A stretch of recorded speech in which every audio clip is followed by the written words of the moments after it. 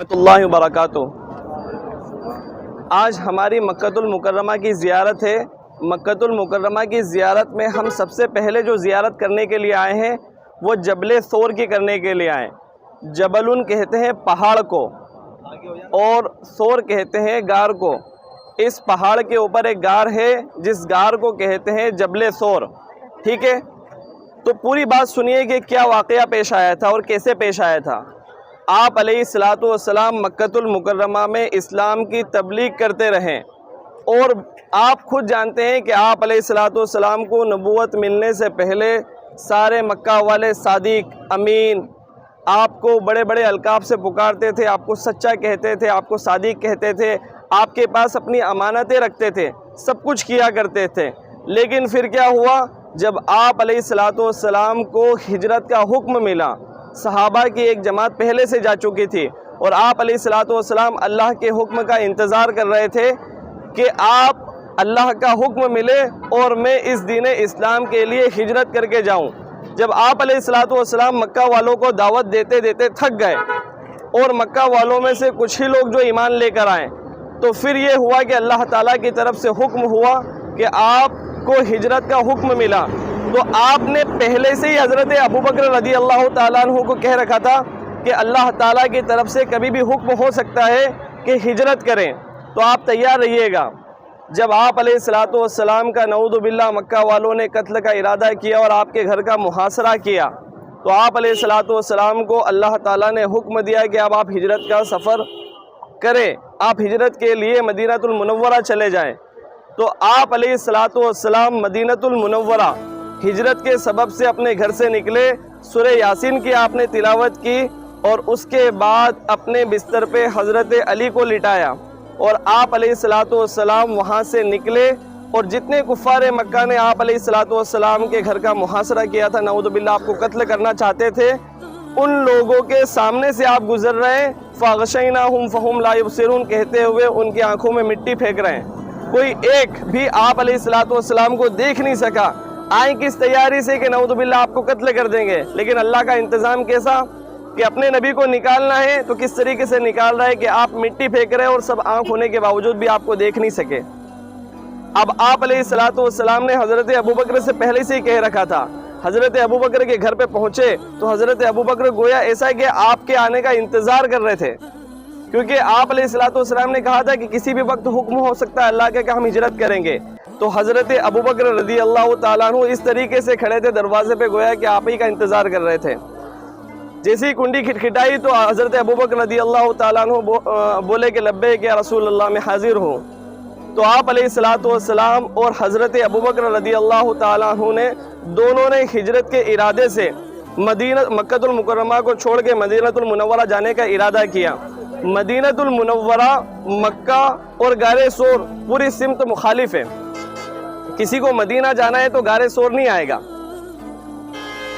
کسی کو مدینہ جانا ہے تو غار ثور والے راستے پہ نہیں آئے گا، کیونکہ غار ثور اپوزٹ راستے پہ مکہ کے اور مدینہ اپوزٹ راستے پہ ہے۔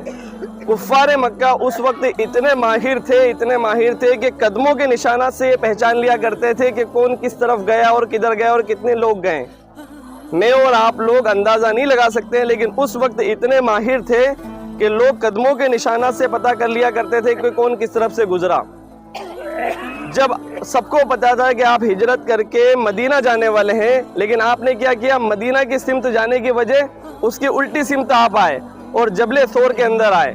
جبل ثور کے اندر حضرت ابوبکر رضی اللہ تعالیٰ عنہ جو آپ کے رفیق سفر تھے اور جنہوں نے زندگی میں ہمیشہ یہ ثابت کر کے دکھایا ہے کہ میں آپ کا سچا دوست ہوں، میں آپ کا سچا صحابی ہوں، اور آپ کو خلیفۃ المسلمین کے اندر سب سے پہلا خلیفہ مانا گیا۔ حضرت ابوبکر رضی اللہ تعالیٰ عنہ آپ علیہ الصلاۃ والسلام کے ساتھ یہاں پر تشریف لے کر آئے، اور آپ علیہ الصلاۃ والسلام حضرت ابوبکر نے اپنے کندھوں پہ آپ کو بٹھایا۔ آپ اندازہ لگائیں کہ ہم لوگ یہاں کھڑے ہیں اور پہاڑ کی اونچائی کو دیکھیے، حضرت ابوبکر نے اپنے کندھے پہ آپ کو بٹھایا اور بٹھانے کے بعد اپنے کندھوں پہ لے کے اوپر چڑھیں۔ چڑھ سکتا ہے کوئی؟ کتنی مشکل رہا یہ دیکھو آپ۔ حضرت ابوبکر آپ علیہ الصلاۃ والسلام کو کندھے پہ بٹھا کے اوپر چڑھے، اور کیوں ایسا کرنا پڑا؟ کفار مکہ نقش کو تلاش کرنے میں ماہر تھے، اور ان کو تو آپ کو قتل کرنا تھا، تو وہ یہ قدم تلاش کر لیتے کہ 2 لوگ نکلے مطلب 4 قدموں کے نشان ہوں گے، لیکن وہ قدم کے نشان مٹانے کے لیے کیا کیا، یا کندھے پہ بٹھایا اور لے کر پہنچے۔ پھر اتنا ہی نہیں، غار کے اندر پہلے حضرت ابوبکر داخل ہوئے یہ دیکھنے کے لیے کہ غار کی صفائی کر دیں، غار میں کوئی جانور تو نہیں، کوئی ایسی چیز تو نہیں کہ میرے پیارے آقا کو تکلیف پہنچا دے، میرے پیارے رسول کو تکلیف پہنچا دے۔ ایک ایک سوراخ کو دیکھا، اپنے کرتے کی قمیص کو اتارا اور اس میں لگا دیا، ہر چیز کو صاف کیا اور ایک ایک سوراخ کو بند کیا۔ بند کرنے کے بعد پھر کیا کیا، جب کوئی ایک سوراخ باقی رہ گیا تھا تو پھر آپ علیہ السلام کو کہا کہ آپ اندر آ جائیں، حضور تشریف لے آئیے، آپ اندر تشریف لے کر آئیں۔ اور اندر تشریف لانے کے بعد وہ واقعہ جو عام متن آپ لوگوں نے سنا ہے، وہ واقعہ پھر میں آپ کو سناتا ہوں اب، کہ آپ علیہ السلام اور حضرت ابوبکر اس غار میں پہنچنے کے بعد جو سوراخ باقی رہ گیا تھا اس سوراخ میں آپ نے اپنی ایڑی لگا دی تھی، لیکن وہاں پہ بیٹھا ہوا تھا ایک سانپ۔ اس سانپ نے آپ حضرت ابوبکر کے پیر پہ ڈنک مارا، ڈسا حضرت ابوبکر کو۔ حضرت ابوبکر کی ٹانگ جو سیر سرایت کرتا ہے پیروں میں پورے طور پہ سرایت کر گیا، لیکن آپ حضرت ابوبکر کے ران پہ اپنا سر رکھ کے آرام فرما رہے تھے۔ حضرت ابوبکر نے اتنی تکلیف ہونے کے باوجود بھی ذرہ برابر اس بات کا احساس نہیں ہونے دیا کہ مجھے تکلیف پہنچی ہے پیارے آقا۔ لیکن پیارے آقا جب حضرت ابوبکر کے بار بار سانپ کے ڈسنے سے تکلیف ہوئی اور آپ کی آنکھوں سے آنسو چھلکے اور پیارے آقا کے رخسار پہ جا گرے، تو پیارے آقا کو پتا چلا کہ کیا ہوا، آپ کو کیا ہوا اے ابوبکر؟ تو حضرت ابوبکر نے بتایا کہ لدغت مجھے سانپ نے ڈسا ہے، لدغت مجھے سانپ نے ڈسا ہے۔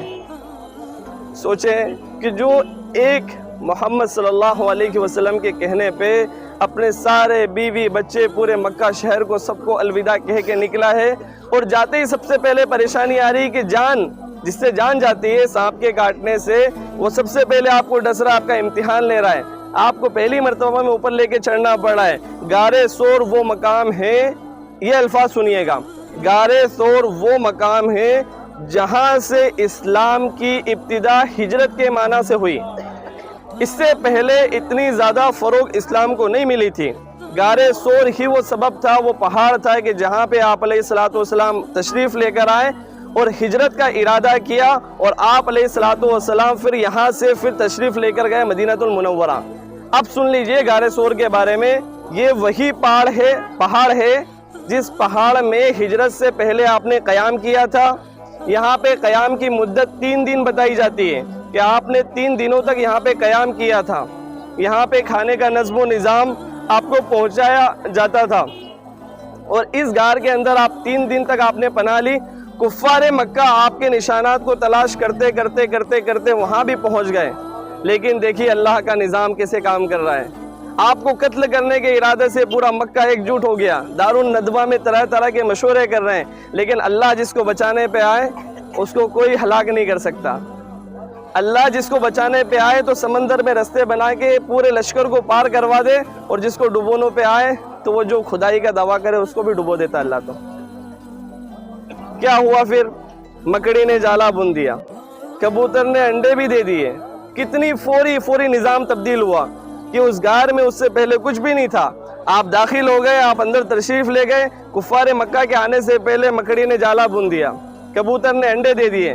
اب کوئی بھی انسان کفار مکہ میں سے اتنی وہ نہیں رکھتا تھا کہ یہ سمجھے کہ اس جالے کو توڑ کے کوئی اندر کیسے گیا ہوگا۔ اس طریقے سے مکڑی نے جالا بنا کہ اندر یہ امید ہی نہیں کی جا سکتی ہے کہ اس غار کے اندر مکڑی کے جالے کو توڑے بغیر کوئی داخل ہو سکتا ہے۔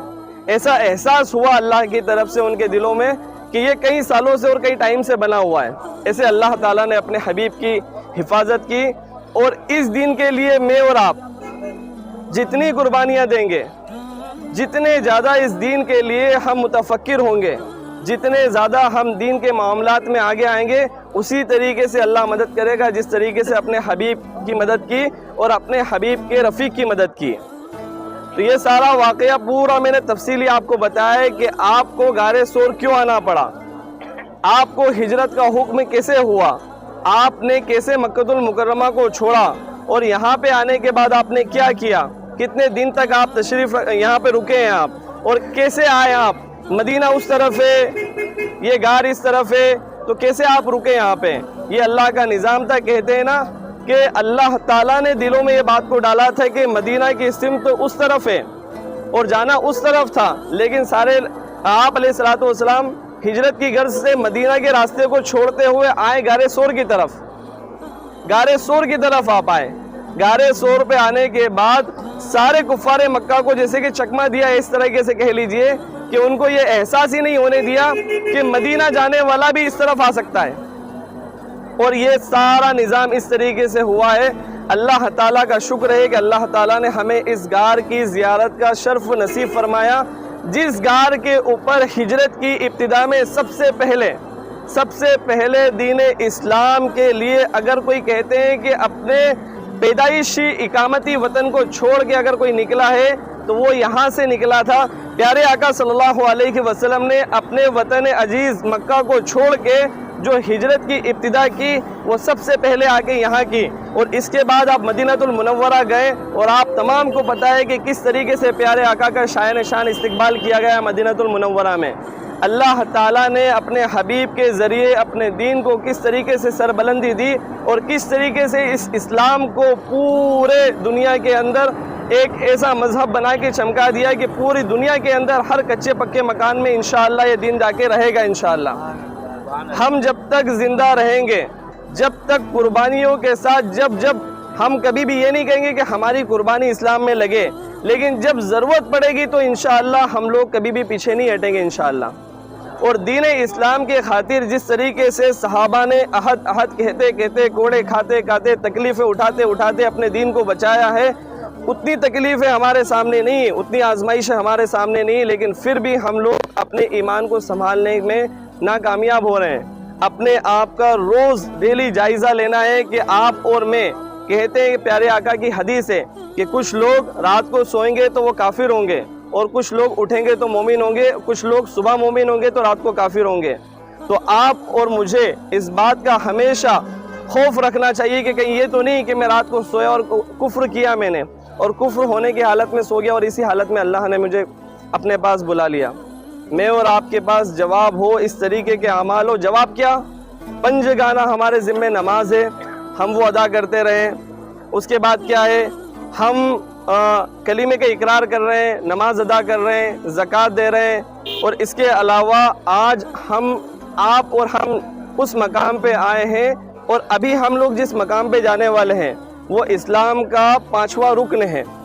وہاں پہ جب آپ میرے ساتھ چلیں گے تو میں آپ کو تمام تفصیلات بتاؤں گا کہ حج کے ایام میں کس طریقے سے یہاں پہ حج ہوتا ہے اور حاجی کس ارادے سے یہاں پہ حج کرنے کے لیے آتا ہے. حاجی حج کے لیے آتا ہے تو مینا میں کس طریقے سے قیام کرتا ہے، مزدلفہ میں کس طریقے سے قیام کرتا ہے، اور جمرات میں کب جاتا ہے کنکری مارنے کے لیے. تمام تفصیلات میں آپ کو ذکر کروں گا اور بتاؤں گا کہ یہ حج اس طریقے سے ہوتا ہے. آپ جس طریقے سے ماشاءاللہ سب لوگ تمام اکٹھا ہو کے میری بات کو سن رہے ہیں، انشاءاللہ وہاں پہ بھی آپ کو میری بات کو سننا ہے. ٹھیک ہے، چلیے چلیں گے انشاءاللہ. آپ اوپر دیکھیں گے پہاڑ تو بہت سے ہیں، پورا مکہ پہاڑوں سے بسا ہوا ہے. ہر طرف جس طرف آپ دیکھیں گے پورے پہاڑ ہیں، لیکن جبل ثور اصل پہاڑ کون سا ہے اس میں نشاندہی کی گئی ہے. یہ جبل ثور ہے، یہ پہاڑ ہے.